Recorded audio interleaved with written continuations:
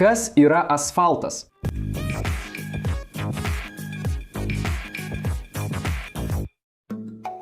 Sveiki, inžinerijos entuziastai! Ar kada nors susimastėte, iš ko sudarytas tas lygus ir tvirtas paviršius, kuriuo kasdien judame? Asfaltas yra taip įprastas mūsų gyvenime, kad dažnai jo net nepastebime. Tačiau be jo mūsų mobilumas ir infrastruktūra būtų visiškai kitokie. Už šio atrodytų paprasto sluoksnio slypi tūkstantmetė istorija, sudėtingi cheminiai procesai ir preciziška inžinerija. Bet juk kas yra asfaltas? Išsiaiškinkime kartu šį mišinį, kuris formuoja šiuolaikinį pasaulį. Technikos požiūriu asfaltas yra organinės kilmės rišamoji medžiaga, kurią daugiausia sudaro bitumas, juoda, klampi ir labai lipni medžiaga, kartu su mineraliniais užpildais, tokiais kaip smėlis, skalda ar žvyras. Bitumas, kuris veikia kaip mišinio klijai, yra naftos produktas arba gali būti randamas natūraliai kai kuriuose pasaulio vietose. Chemiškai bitumas yra sudėtingas didelės molekulinės masės angliavandenilių mišinys, kuriame daugiausiai yra anglies, vandenilio, taip pat sieros, deguonies ir azoto. Jis neturi vienos cheminės formulės, nes jo sudėtis priklauso nuo naftos šaltinio.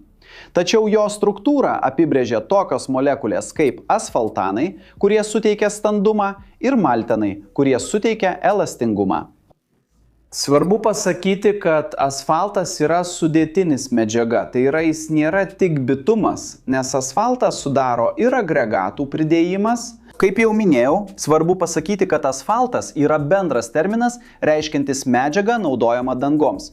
Tačiau egzistuoja įvairių asfalto rūšių. Pavyzdžiui, CBUQ, kuris reiškia karštuoju būdu gaminamą bituminį cementą, naudojamą mūsų gatvėse ir keliuose. Taip pat turime ir CBUF, tai yra šaltuoju būdu gaminamą bituminį cementą, kuris dažniausiai naudojamas nedideliems remontams mažesnio eismo keliuose.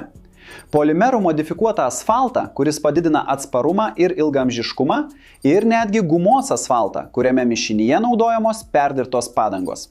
Tačiau, kai buvo atrastas asfaltas arba bitumas, asfalto istorija siekia senovės civilizacijas. Archeologiniai įrodymai rodo, kad šumerai prieš daugiau nei 5000 metų jau naudojo natūralų bitumą vandens rezervuarų ir šventyklų Mesopotamijoje hidroizoliacijai, o egiptiečiai jį naudojo savo faraonų mumifikavimo procese. O žodis asfaltas kilęs iš graikų kalbos žodžio asfaltos, kurį Herodotas naudojo apibūdindamas natūralius telkinius rastus negyvojoje jūroje. Tačiau tik XIX amžiuje ši medžiaga pradėta naudoti kelių dangai.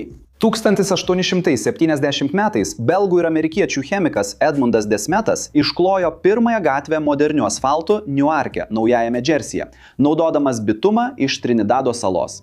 Tačiau štai kaip šiandien gaminamas asfaltas. Visas procesas prasideda nuo žalios naftos perdirbimo.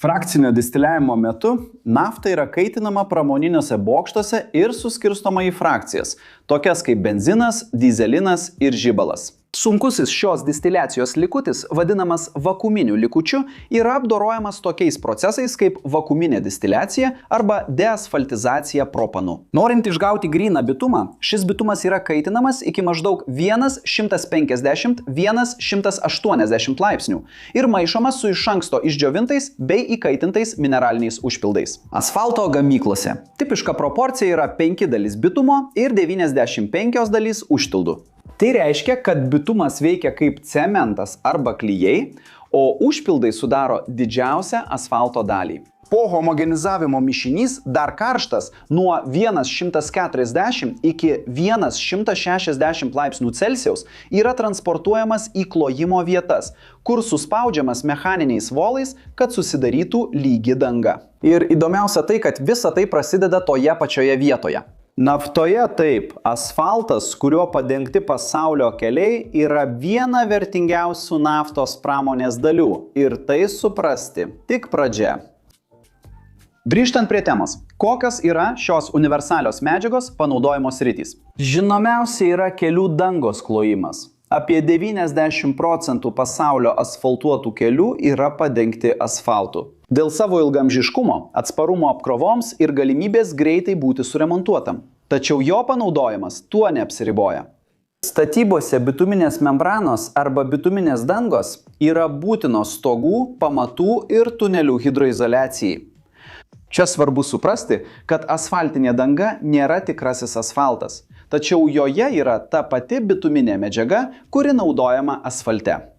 Oro uostuose aukštos kokybės asfaltas atlaiko orlaivių svorį nesideformuodamas. Pramonėje bituminė medžiaga naudojama asfalte, naudojama sprogimams atspariose dangose, vamzdynams ir saugojimo talpykloms. Ir vėlgi čia sakau, kad tai nėra tikrasis asfaltas, o būtent rišamoji medžiaga. Netgi užtvankose ir sąvartynuose jis veikia kaip sandarinimo sluoksnis nuo nuotėkio. Bet kodėl asfaltas vis dar yra nepakeičiamas? Na, jo unikalios savybės paaiškina jo vyraujančią padėtį.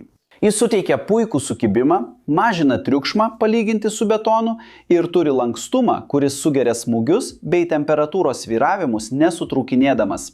Be to, tai yra labiausiai perdirbama statybinė medžiaga pasaulyje, pasak JAV nacionalinės asfaltavimo asociacijos. Daugiau nei 99% pašalinto asfalto renovacijos metu yra pakartotinai panaudojama naujiems mišiniams. Inovacijos tokios kaip WMA arba šiltas asfaltas, kuris gali būti gaminamas esant 20–40 laipsnių temperatūrai. Žemesnės nei įprastai temperatūros sumažina CO2 emisijas, o priedai, tokie kaip naudotų padangų guma ar polimerai, prailgina jo tarnavimo laiką. Tačiau išlieka iššūkių. Priklausomybė nuo naftos daro asfaltą jautrų kainų svyravimams. Todėl vykdomi tyrimai ieškant tvarių alternatyvų, tokių kaip iš biomasės ar mikrodumblių gauti bitumai. Beje, viena iš mano pirmųjų disertacijų buvo skirta polimerų modifikuotam asfaltui ir tam, kaip jis gali padidinti atsparumą gniuždymui. Ir dėl šio tyrimo gavau vieną iš savo pirmųjų interviu. Kelių priežiūra ekstremaliomis klimato sąlygomis taip pat reikalauja specialių sudėčių. Pavyzdžiui, elastomerais modifikuoto bitumo naudojimo ledyninėse vietovėse. Matote, asfaltas yra kur kas daugiau nei paprasta gatvių danga. Tai tūkstantmečius trukusios techninės evoliucijos rezultatas. Sudėtinga koloidinė sistema, kuri subalansuoja geologiją ir inžineriją. Nuo rezervuarų hidroizoliacijos iki greitkelių. Jis parodo, kaip iš pažiūros primityvi medžiaga gali tapti žmonių tarpusavio ryšio pagrindu. Ir kol ieškome tvaresnės ateities sprendimų, viena yra aišku – asfaltas ir toliau bus po mūsų kojomis, ratais ir pažangos svajonėmis.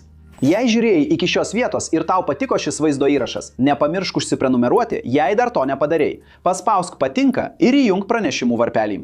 Ir jei manai, kad mūsų turinys įdomus, apsvarsty galimybę tapti nariu, kad padėtum mums ir toliau kurti turinį šioje platformoje ir būtum paminėtas mūsų vaizdo įrašuose. O jei nori sužinoti, kokius kursus rekomenduojame, nuskenuok čia esantį QR kodą arba paspausk nuorodą vaizdo įrašo aprašyme ir susipažink su mūsų kursų sąrašu. Ir tai gali pakelti tavo gyvenimo aprašymą į ką kitą lygį. O ar žinojai, kas yra asfaltas? Kuriuos kelius labiau mėgsti, asfaltuotus ar betoninius? Parašyk komentaruose. Šalia yra du įdomus vaizdo įrašai, kuriuos turi pažiūrėti, kad praplėstum savo žinias ir patenkintum smalsumą. Ir jei nori prisidėti prie mūsų, paspausk patinka, užsiprenumeruok kanalą, įjunk varkelį ir apsvarsty galimybę tapti kanalo nariu. Štai taip, inžinerijos entuziastai, didelis apkabinimas ir pasimatysime kitame vaizdo įraše.